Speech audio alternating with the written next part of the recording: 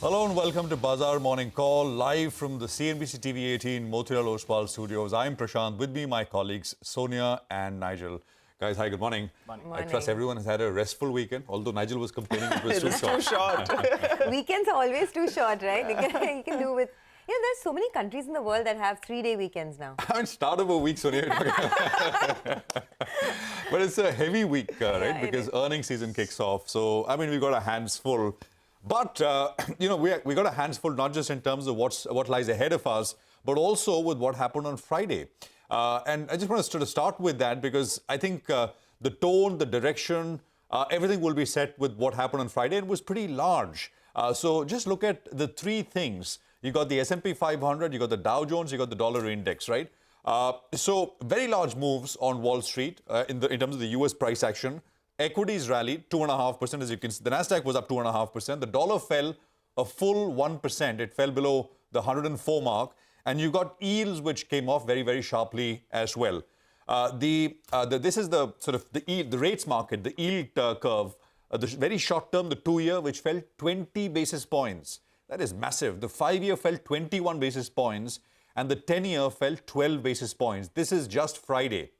I mean, actually, bulk of the move last week came on Friday. So if you just look at the full week moves, it'll be this much or maybe a little lesser because the majority of the moves was on Friday. But in any case, these are huge, very, very large moves. What was the reason? Greater signs of US and global disinflation. And, right now we'll just focus on the US aspect of it because that's the latest data.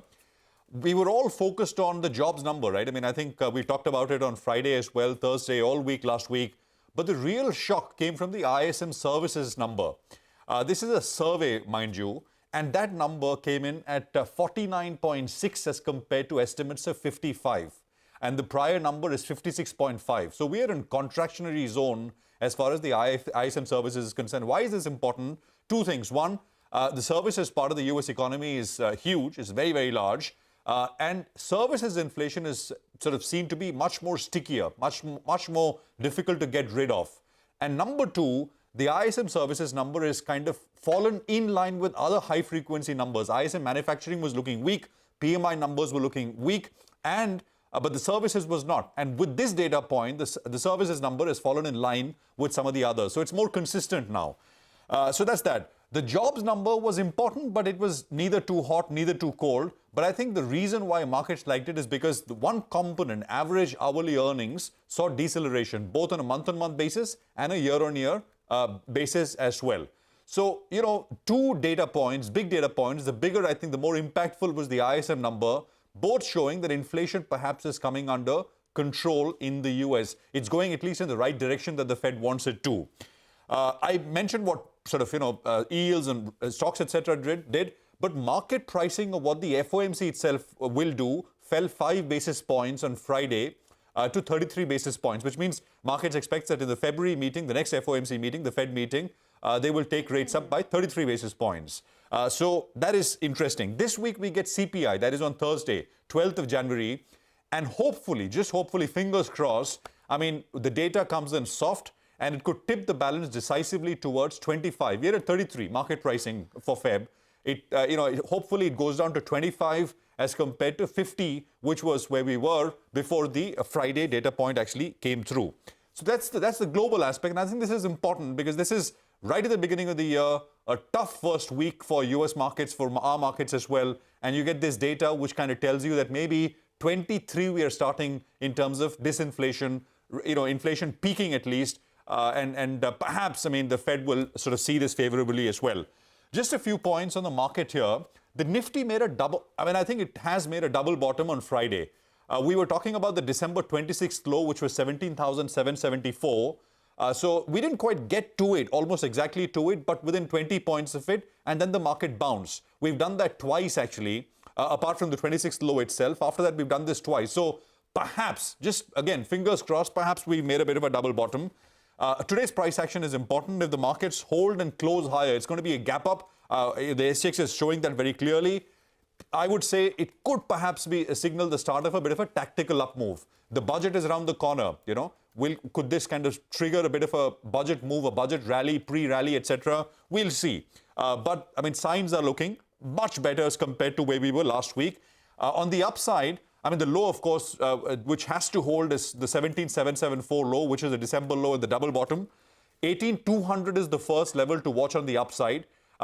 Two reasons for that. This number, 18,200, is the 38% retracement of the fall from the all-time high to the December 26th low. The first retracement is 38%, then we get to 50 and 61.8, but that comes later. But 18,200 is that first number. The 20-day moving average also kind of coincides there, which is 18,214. So, I mean, 18,200, 18,214, 215, that cluster, I think, becomes the level to take out, the first level to take out as we begin today's session. We can get into sectoral implications. Rates have fallen. It's positive for technology. Dollar is weaker. It's positive for metals, and we can get into that discussion later. But I think it's a more constructive kind of view as we begin today's session. But there is, of course, I mean, a lot to track as we kick it off from here. Guys.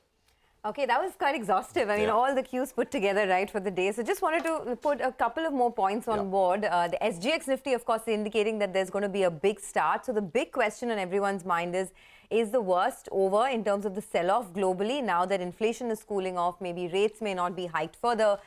In that aggression. So is the worst over from a global standpoint? It's important to see if the Nifty reclaims and holds above that 100 DMA. Remember, 17,900, which was the 100 DMA, was broken on Friday. Now, if we do see a pullback, a short covering rally, will the Nifty hold above this level? That is the important thing to watch through the course of the day. Very good global cues, strong handover, 700-point rally on the Dow. Even the Dow futures, in fact, I checked last, was up almost about 30-40 points. The problem is FIs continue to sell in very large quantities. So yesterday as well, I think for the 11th straight day, FIs have been selling, and now over 2,900 crores of selling coming through. The good part for our own markets is that a lot of the local cues have been strong. So the updates that have come in, whether it's from Titan, from Kalyan Jewelers, from Tata Steel, Tata Long Products, all of them indicating about a single-digit, high single-digit to double-digit growth in their business updates. So that's looking pretty good. Decent growth from Bandhan Bank as well. Advances were up 14%, deposits up 21%. But the big cue to watch will be TCS's earnings later in the evening, and we officially kickstart earnings season. I think the street knows that the IT sector is expected to post a soft quarter. You know, HCL Tech highlighted it mid-quarter about higher furloughs, etc. So the earnings expectations are very low, but that's the list. There's HCL Tech, Infosys, then Wipro, followed by HDFC Bank on 14th as well. So we'll be watching that very closely. But the big question on my mind, after today's gap up opening, will it sustain or will it get sold into? Because the texture of the market has been on the weaker side. Well, guys, those who have taken long positions on Friday, they'll be happy to see this gap up opening. Otherwise, it's getting even more tricky today. Because if you're going to get 100, 130, 150 point gap up, then it makes it even more tricky for the bulls, because sustenance is something that we're looking forward to. Last couple of sessions, buying the intraday dip, that's what's worked for you, right? If you bought it around 17,900 or 17,800 in the last two sessions, you'll be happy because you made some money provided you caught the low. The problem is, even if we have a bit of a rally, the 18,250 to around 18,350, that's a congestion zone. We have gone there a couple of times. 18,250 the last week, thrice is when we went there. But that level got rejected. Institutional flows, that's a worry. That's why I'm saying this gap up could be music to the ears of some of these institutions that want to sell, or the FIs in particular. Because the FIs last 11 sessions, they've sold close to around 14,000 crores odd. The last three sessions, the FI and the DI data, I look at it together. And last three sessions, 1,800 crores is the net sell number that we're getting. And just one more point on the FI, well, we got a large sell number coming in from them, but the gross participation on Friday was much lower. So let's hope today, we get a better idea. The participation is higher, and then you get a sense of what the FIs exactly want to do with the markets. Moving to the options data then, the call writing continues and was very, very aggressive. The 18,000 call, the 17,900 call also. The bears clearly believe they are going to be protecting these higher levels. However, what gives you hope is on the downside. The 18,000 put, on the put side, that has the highest open interest. You deduct 175 rupees from around that 18,000 odd mark, and it gives you that support level of around 17,800, 17,825 odd, which brings us to the technical levels. On the upside, we're looking to get to around the 20 and the 50 DMA. However, today you like to close comfortably above the 100 DMA, given the kind of opening that we are seeing. So a closer to around 18,000, that'll be good news for the bulls. Support on the Nifty, 17,750, the recent low is out there. We bounced from there on Friday as well, that's 17,800 odd. So you're counting on that level, holding out. And the Nifty Bank has to play a role today. If we have to see a bounce, Last two sessions, it's been underperforming. Can it give up its underperformance and move closer to around the 50 DMA, which should come up for you on the screen? It's at around 42,665. You want it to move towards those levels because it bounced off Friday's lows. SJX Nifty suggests a gap up start. Tricky start though. Maybe buying the intraday dip and not chasing this opening will be more prudent. Okay, another thing, right, to watch out for is crude. Yeah. Crude is now below $80 a barrel once again. As we told you earlier as well, it's seen a big fall in the last many days. So that's another big positive for our own markets. So a lot of triggers in favor of the bulls, but important to see if that 100 DMA is held or not. Oh yeah, absolutely. And you know, some of these levels do come in a very useful way. So keep track of those. Well, let me just quickly start by telling you what is lined up here in the program. So Power Packed as always. Our first half hour of the show, we'll get you updates from markets across the globe. Matt Orton of Raymond James Investment will join us to discuss this setup. Research team brings you the top 10 stocks to watch out for the day, both negative and on the positive side. We'll get you a fundamental stock analysis with Siddhartha Khemka of Motilal Oswal Financial Services. That's from 8 to 8:30. Okay, so we have lots coming up in the next 2.5 hours. Without wasting any time, let's get straight to it. First up, we have an equity view coming in from Vikas Jain of CLSA, who expects Q3 FY23 pre-exceptional profits before tax for their India coverage to grow 10.5% year-on-year, driven by a strong growth in banks, PSU, oil and autos. He says domestic companies are expected to report a sequential improvement in margins after 6 consecutive quarters of a decline. He also adds commentary on rural demand, post-festive demand, and margins will set the tone for FY24 analyst estimates. He says due to their less bullish outlook on earnings of some autos, metals and energy companies, their Nifty EPS estimates are 7 to 8% below consensus. Okay, this is a money market view coming in from B. Prasanna of ICICI Bank, who says that moderation of wage growth numbers and weak ISM services print have triggered expectations of a fall in services inflation.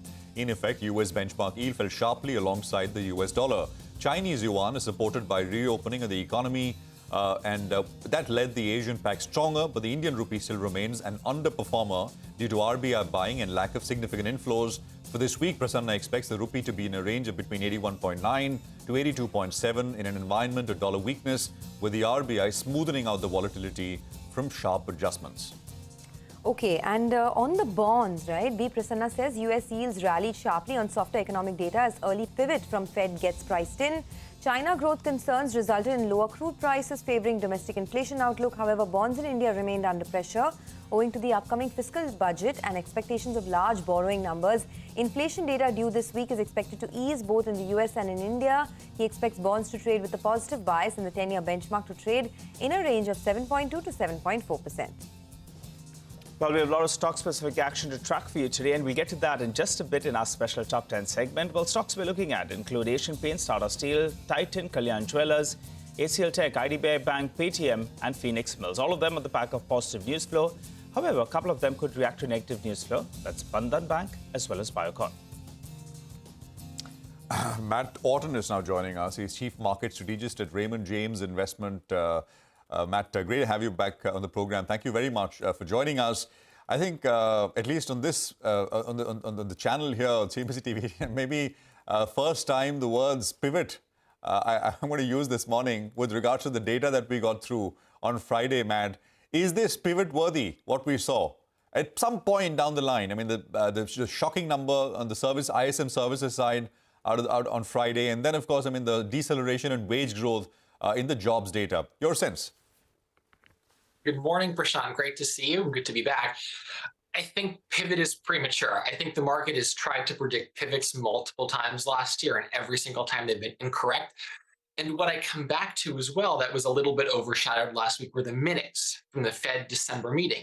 And the Fed unequivocally said in their minutes that a premature loosening of financial conditions that was unwarranted because of investor sentiment was exactly what the Fed does not want to see and complicates their picture further. I mean, that's almost word from word from the minutes. And so I think the Fed is going to continue to be aggressive. We all have opinions of what the Fed should do, but what the Fed is actually going to do, I think, is what they've said, which is rates are going to be higher for longer. And so seeing the collapse in yields that we got on Friday and the market bounce, I think is a little bit premature.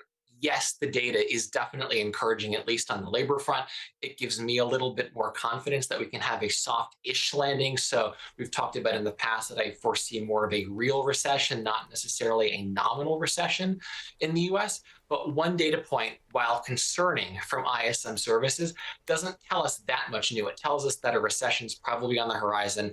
Everyone already knows recession is going to be coming. It doesn't help answer how deep or severe, and I don't think it's enough to change what the Fed is going to do in February. Perhaps CPI, if it really, really comes in below expectations, might change the mind of some of the Fed members, but just when you had 17 of 19 members with terminal rates between 5.25%, I don't think pivot is yet in the cards. All right, pivot is not yet on the cards. Got that. Matt, good morning and Happy New Year to you. The start of the year has been a pretty tricky one for global markets. But I was going through your note where you say that there are compelling opportunities in emerging markets in 2023. And within that, valuations have become more attractive in India. So is this a good time to be investing in the Indian markets? And if yes, what kind of an upside do you see through the course of the year?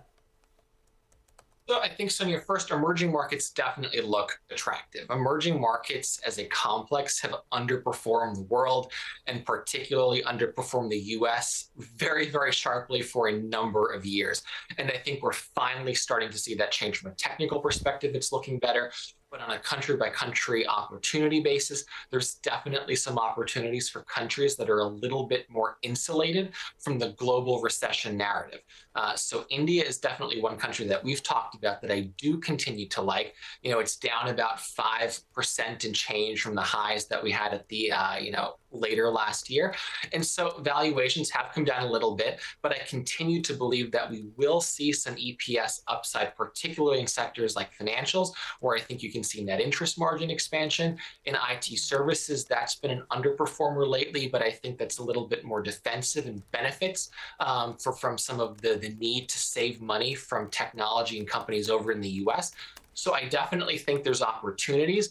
I would wait to see how the next couple of days play out, though I'm in no rush to be putting money to work in this market. I think you want to wait for more severe downturns to be putting money to work, because if there's one thing that we know is in the cards, it's that there's more volatility to come. So let the market come to you.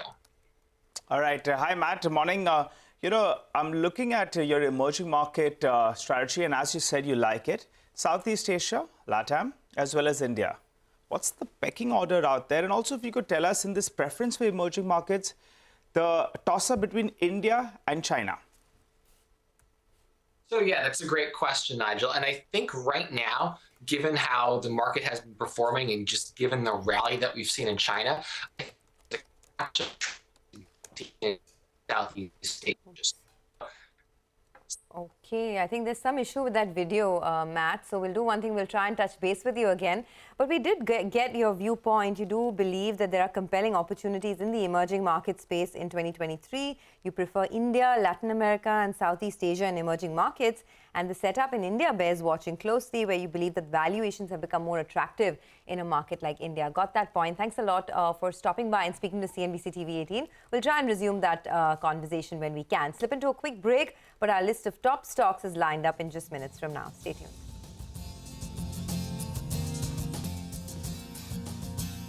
Welcome back to Bazaar Morning Call. After a steep 130-point slide that we saw on Friday on the index, all hopes are of a pullback today. But whether that lasts or whether it gets sold into, only time will tell. For now, the SGX Nifty is indicating a big bump-up opening. It's also officially kickstarts the earnings season this week. So lots to talk about. Our research team is here to give you the list of top 10 stocks. Asian Paints tops the charts this morning. Mangalam will tell us why. Mangalam, good morning. Good morning. So the reason why Asian Paints is on my list today is because the company has gone ahead and continued to turn the heat on potential competition. You know, Jefferies had recently put out a note saying that Asian Paints versus Grasim was the emerging rivalry of 2022. Let's see what happens, because the company has gone ahead and announced a 2,000 crore rupee capex plan. They will set up a new water-based plant facility in MP, and the expected capacity of that plant would be close to around 4 lakh kiloliters per annum, which is about 23% of their current capacity. This is over and above a near 7,000 crore capex that the company had planned in the previous quarter itself, but that was with regards to backward integration. The company said that manufacturing will complete in 3 years after they complete their land acquisition. So higher capacity coming in, competition here. See some green on Asian Paints. Okay, all right, Mangalam, thanks a lot for that. Well, I'm focusing on Tata Steel, and they've come out with their operational update. Well, the India deliveries, they're up by close to around 7%, which is pretty good. But both the other geographies, whether it's Europe and Southeast Asia, that's Thailand, both of them were down by close to 9%. What do we derive from this? The India business, well, it's higher on a year-on-year basis, and that's driven by domestic demand, which is high by around 11%. Remember, exports were still in a spot of bother for the past quarter, so domestic demand continues to remain strong. Europe, well, it looks weak, but at least on a sequential basis, it's up by close to around 5%. So I'll read that positively as well. And Nilachal Ispat, that's NINL, that was acquired. They've commenced operations, and the management says that, they are on course to move to that targeted 1 million tons out. Let's see how soon they get there. But I'm expecting the stock to open up in the green. All right, Nigel, thanks very much for that. Back to Mangalam on, a few other sort of updates, Titan and Kalyan Jewelers this time. Mangalam, over to you. Well, for Titan, there has been a fair amount of resilience this time around. I mean, the overall sales of the company grew by about 12%, store additions at 111. Some would have liked the store additions to be a little more, but, jewelry business growing 11% on a base of 37% tells you that the 2-year CAGR has been well over 23%, and quarter on quarter as well, it has grown 24%. The company said studded jewelry has done better, so that's good for their margins, and they've added 22 new jewelry stores. Other businesses as well. I mean, we were talking about sarees just the same time last quarter. That business has grown 150%, fashion and fragrances around 39%, whereas momentum continues in watches and other businesses for them as well. Carat Lane studded ratio of 75%. Kalyan Jewelers too, on a much lower base than Asian Paints, has grown than Titan, has grown at the same pace as Titan. 13% overall growth, 12% growth in their Indian business. They too have seen gross margin expansion and studded share expansion. They've added 5 new stores, most of them in the non-South market. So see green on both these stocks. Okay, thanks a lot for that. So all that glitters is gold. HCL Tech is also in focus. So let's go across to Reema to find out why she's watching that one. Reema, morning.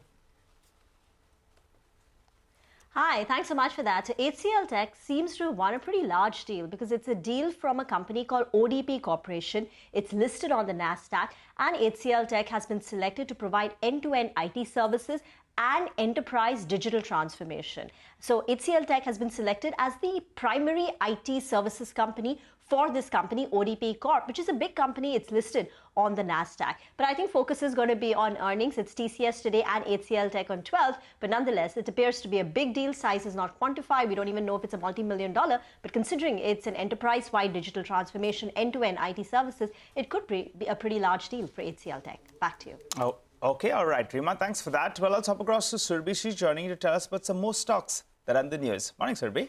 Morning, Nigel. So the first one is IDBI Bank, where multiple expression of interest have been received for the strategic divestment of government and LIC stake in the company. Sources to Money Control say that potential bidders who have expressed interest is Emirates NBD, Fairfax Group and CVC Capital.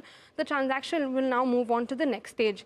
Next is Bandhan Bank, where they have released their Q3 update, where the deposits saw a growth of 21% year-on-year and was up 3% sequentially. Gross loan growth, that was at a 3-quarter low, up 14% year-on-year. The CASA is declining rapidly and is down 3.5% year-on-year and 8% sequentially. The CASA ratio has seen the highest decline seen by any lenders, 36.4% versus 46% same time last year. Retail deposits are up 3% and bulk deposits are up 139%.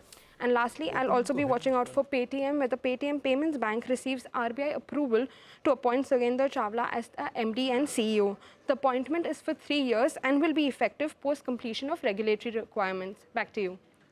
All right, thanks a lot for that. So lots to talk about. Let's also now go across to Sonal. She has some more stocks that she's tracking in the news. Sonal, over to you. Good morning, Sonia. Let me start with Phoenix Mills. Quarter 3 operational update. They have reported that, and it looks like a good set. They have surpassed pre-COVID levels in terms of consumption in quarter 3 in all the months, and it's way above that level as well. October consumption at 983 crore rupees, which is 134% of October 2019. That is pre-COVID levels. November 2022 is 130% of pre-COVID levels. In December as well, 122% of pre-COVID levels. Even occupancies in their hotels, a sharp improvement on a YOY basis as well. So So in St. Regis, in the last 3 months, it was between 79 to 84%, and in their hotel at Agra, it was between 76 to 80%. The next stock that I'm watching out for is Biocon, because there is some negative news here, because the US FDA has issued complete response letter, or CRL, for biologics license application for insulin R product, which was filed by Biocon Biologics, and it cites that there is additional data required for this particular submission. The expectation of satisfactory implementation of corrective and preventive action plan is also required by Biocon, and this is pertaining to the pre-approval inspection of Bengaluru facilities in August 2022. The company says that yes, they are in process of comprehensively addressing this particular CRL. However, the impact, of course, is negative because it means the set of queries and further information is required, which could mean delay in the approval timeline, and this could be a setback for the company. Okay, thanks a lot for that. Sonal, Surbi and the entire team, thanks for giving us an update on all that we need to watch out for today. Here's a quick recap in case you missed it out. Stocks with positive news flow. There's Asian Paints, Tata Steel, Titan, Kalyan Jewellers, HCL Tech, IDBI Bank, Paytm and Phoenix Mills, while stocks with negative news flow, there's Bandhan Bank and Biocon. But as we've been telling you earlier as well, the big positive for our markets is the fall that we've seen in crude. Brent crude is now below $80 a barrel. Manisha Gupta joins in for a roundup of all the action overnight. Manisha, good morning. Morning, Sonia. Thank you for that. Well, yes, even with a bit of a gain that we are seeing in the Asian markets right now, crude oil prices still are trading below $80 a barrel. There are a couple of supportive factors, though. One, there is prospect of less aggressive U.S. monetary tightening as the markets are reacting to the U.S. non-farm payroll data that came in on Friday. The second is the decline in U.S. dollar index yet again. And then there are hopes of demand recovery in China. So it is supportive for the crude oil prices, which are trading in the positive right now. But not just crude, you have the precious metal prices now inching up. So gold is at a 7-month high.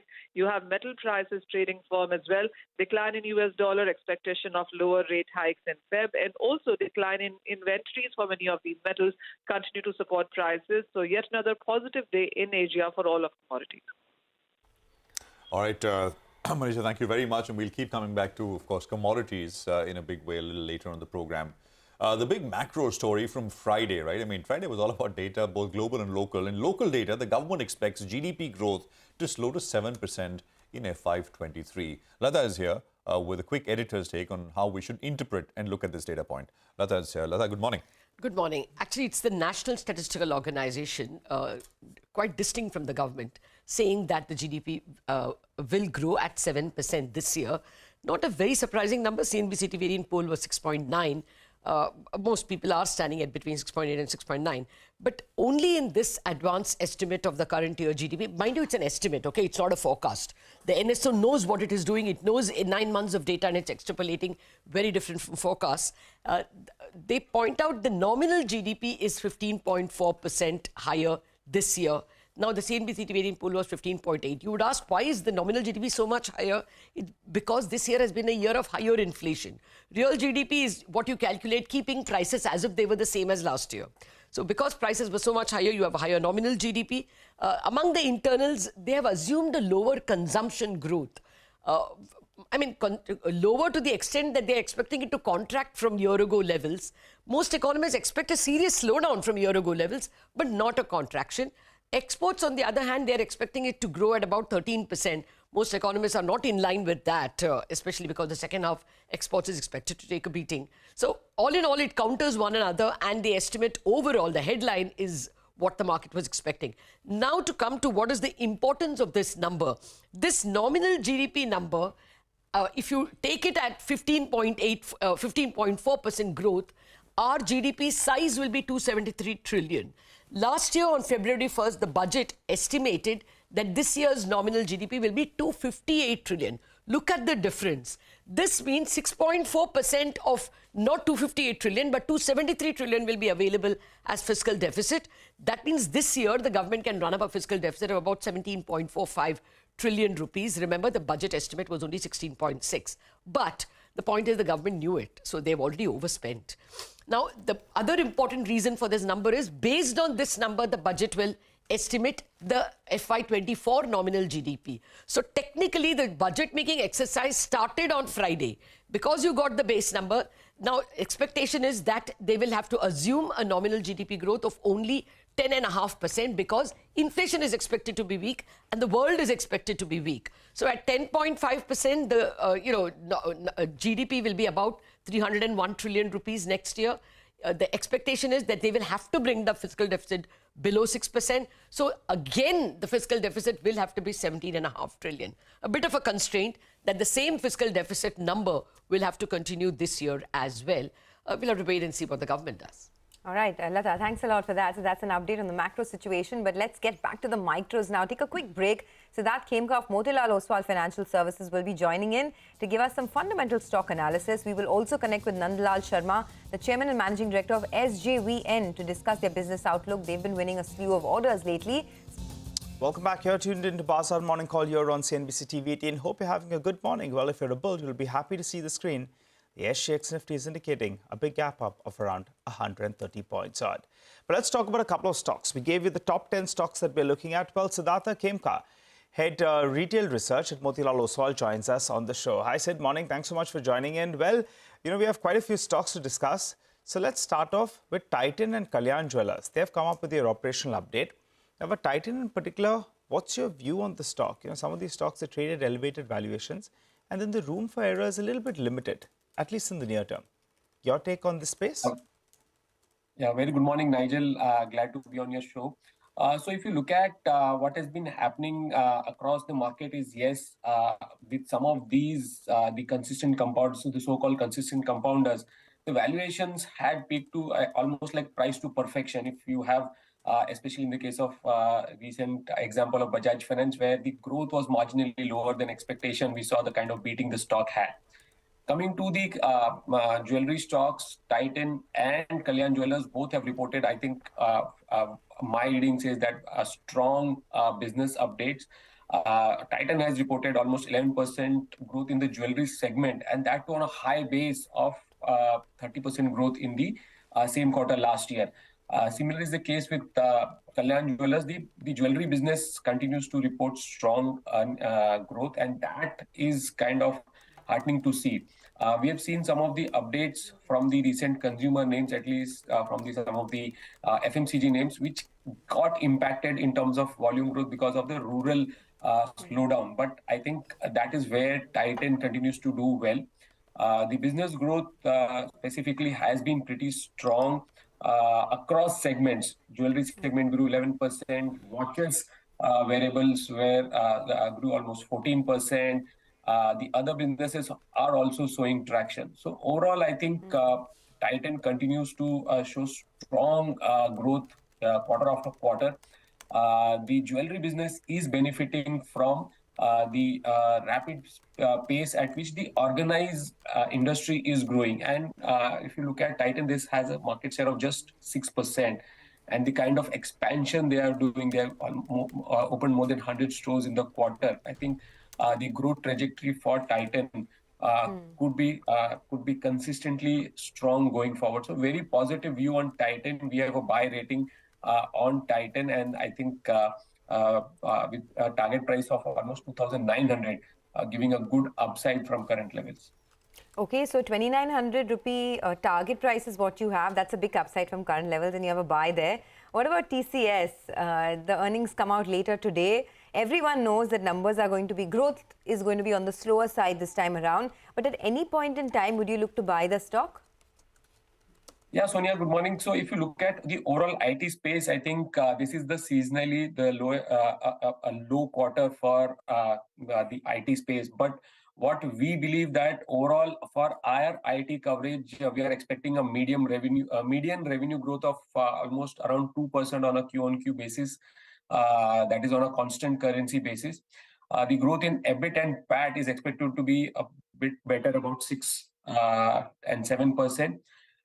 What is heartening to see is that the pressure, the weakening macros, as well as the recessionary fears that we had at the start of the quarter has been having a lesser of impact on the overall demand environment. That is based on what we hear from the managements. So I think it's a weak quarter, and in that, if you look at margins, would see some improvement. There has been improvement in realization. Forex has been favorable.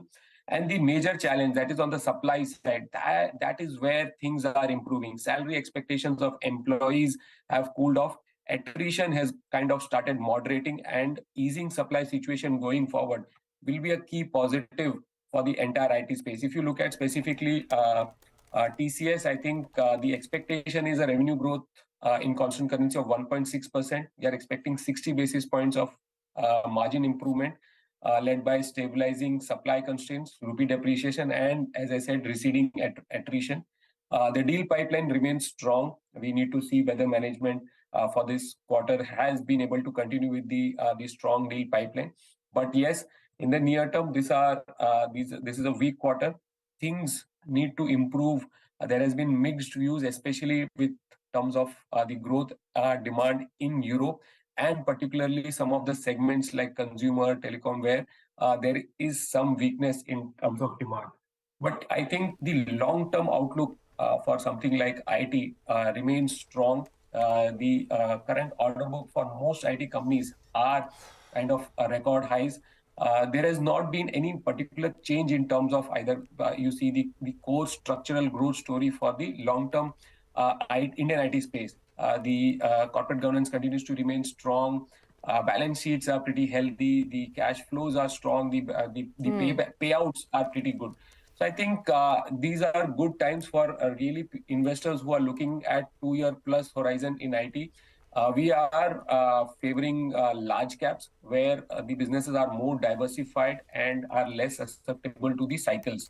So we prefer something like Infosys, TCS within the IT space. Okay. Well, do stay on. We do have many more questions for you, and there's a corporate joining us as well, Siddharth. So, would request you to listen into that and give us your view.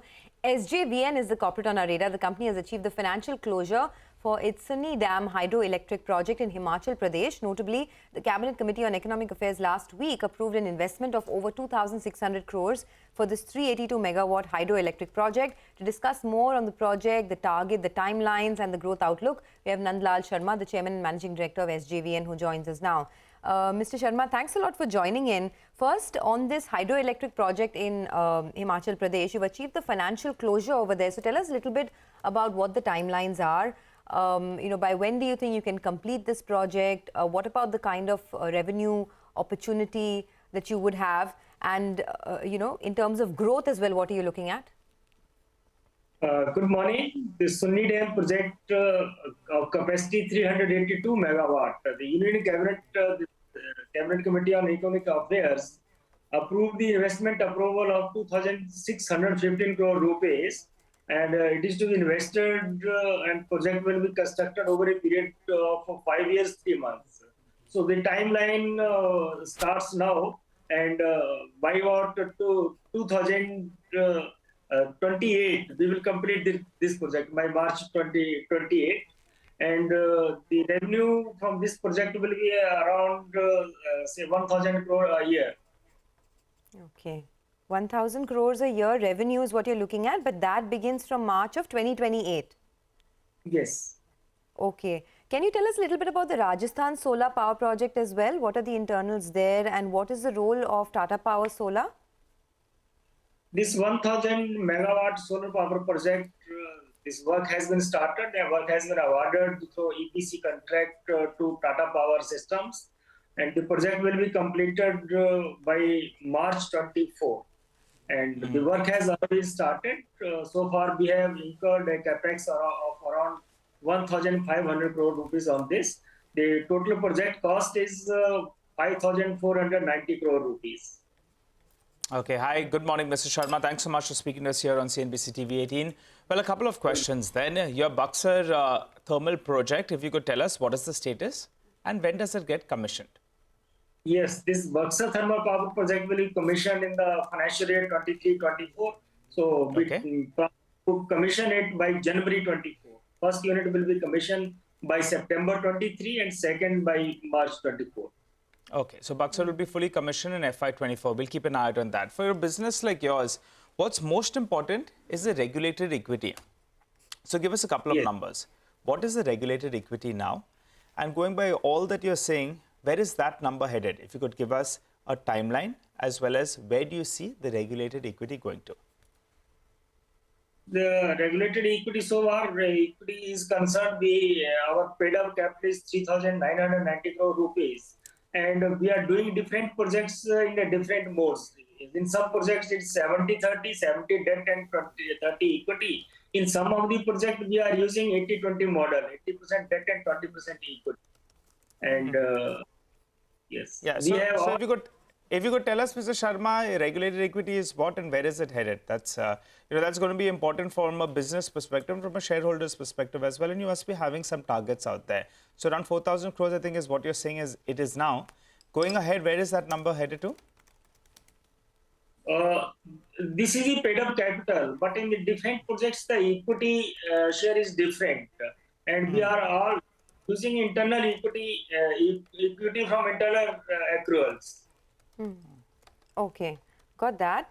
So you were telling us a little bit about your projects in the hydropower and solar power projects. You told us about the HP hydropower project, the timeline for which is March 2028, and there's a 1,000 crore revenue contribution.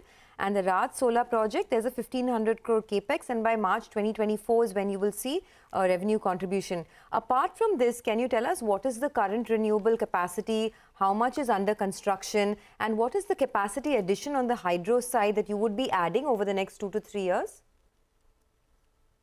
So far as this renewable projects, solar projects are concerned, about 1,500 megawatt projects are under construction, and about 2,500 megawatt solar projects are in the pipeline. As of now, total projects, about 12 projects of SJVN in different solar, wind, thermal, and hydro projects are under construction.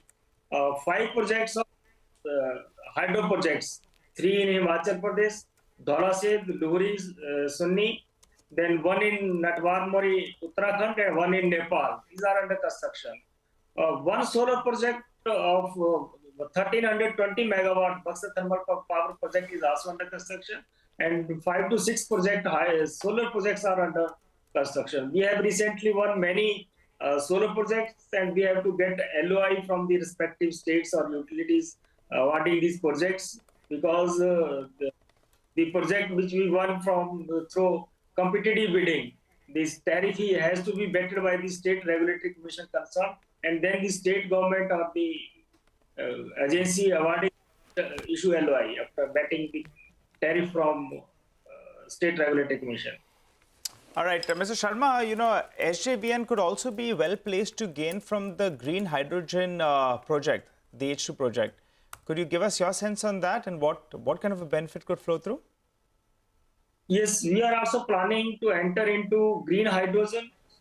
As of now, we are doing one pilot project in one of our hydro projects in Northwest Hagari, Himachal Pradesh.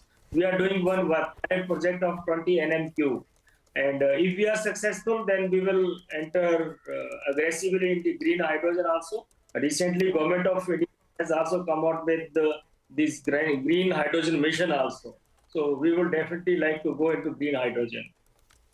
Okay, all right. We will leave it at that, Mr. Sharma. Thanks a lot for joining in and giving us an update on the business as well as all the projects that have received financial closure and what the way forward could look like. Siddharth Khemka is still sitting by with us. Siddharth, is this a stock that you like from a longer term standpoint? I mean, the company is getting into renewables in a big way. They're talking about green hydrogen as well. Any thoughts? Sonia, so we don't have an active coverage on SJVNL, unfortunately. But if you look at the overall business, the power demand in India has been improving sharply. We got the data for December where power consumption was up 11%. Plus, there has been a strong focus on the entire renewable space in the last couple of years. Plus, the recent green hydrogen power alternative. So all those things are definitely exciting. But for SJVNL, as Nigel was highlighting, there are questions with regards to the regulated equity, the list of capex that they are doing, and the working capital cycle. So I think one needs to be cognizant of all these factors, take into account, and then look at something like SJVNL. All right. Siddharth, what about the banking space? There's plenty of hopes now out there that IDBI Bank, the privatization is moving in the right direction. And that could happen. Your sense on the stock or from the banking pack, what do you like?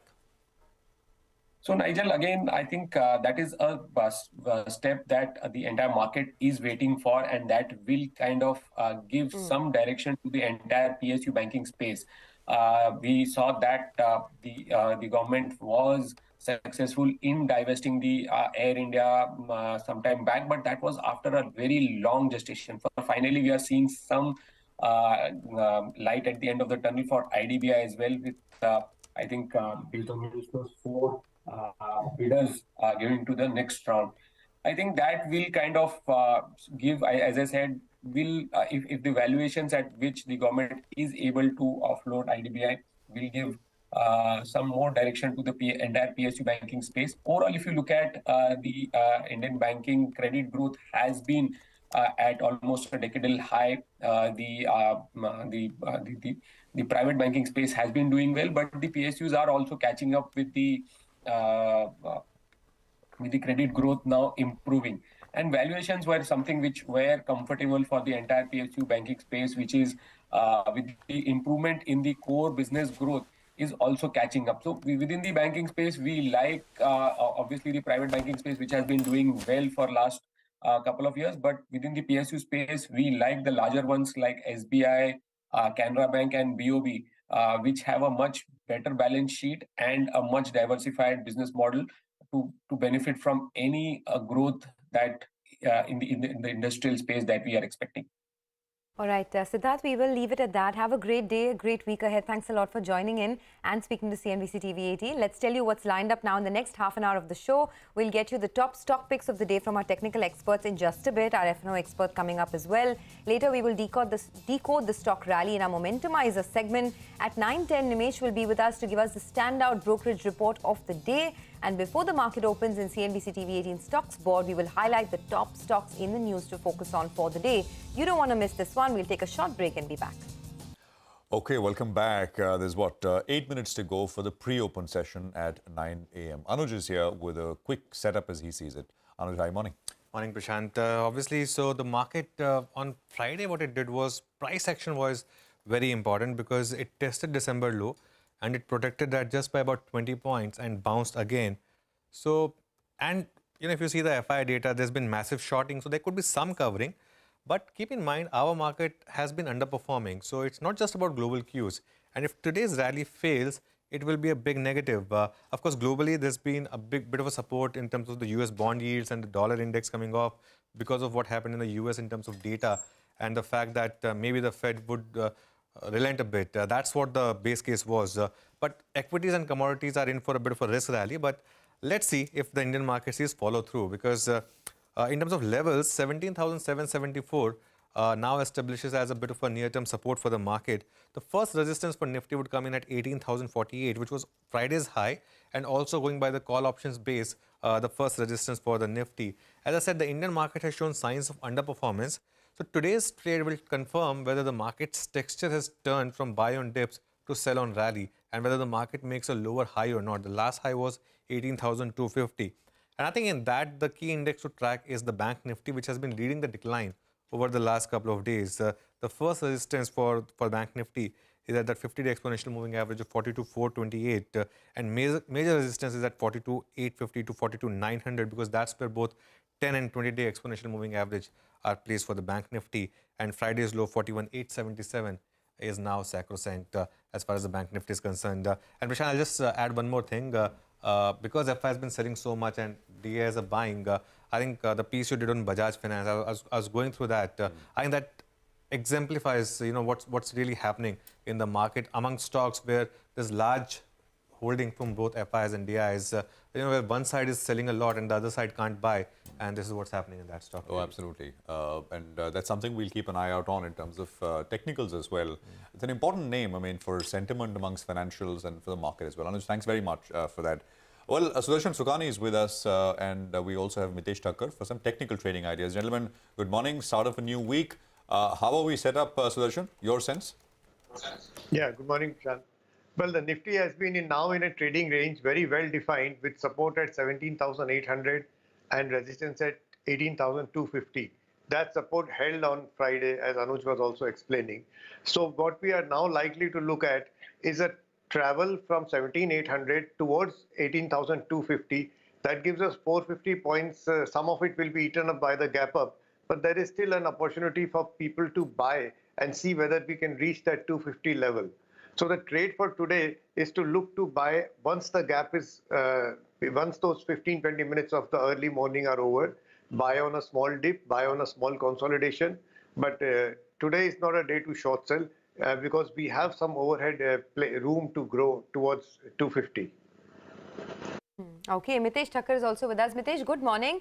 The big question is whether this 100 DMA of 17,900 holds or not, right? What's your best guess and what should the strategy be for today? Good morning.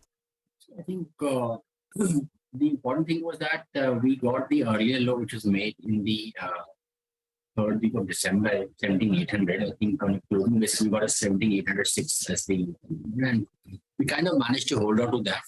But the structure is still on the weaker side, but I think, given the fact that we are at a support level, we are slightly on the oversold side. I think there could be a good probably, some kind of a stronger bounce back as the SGX is indicating, and we could see some follow through happening over here. So the levels which I would watch on the upside, I think one to begin with would be around 18,000, 18,020.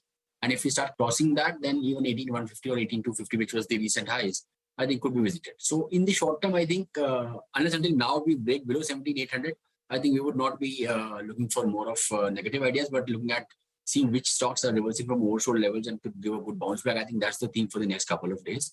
And only if we start breaking below and closing below 17,800 would we again turn negative on the trading side of the markets. Okay, let's do one thing. Let's take a quick commercial break. On the other side of the break, we'll have the pre-opening rates.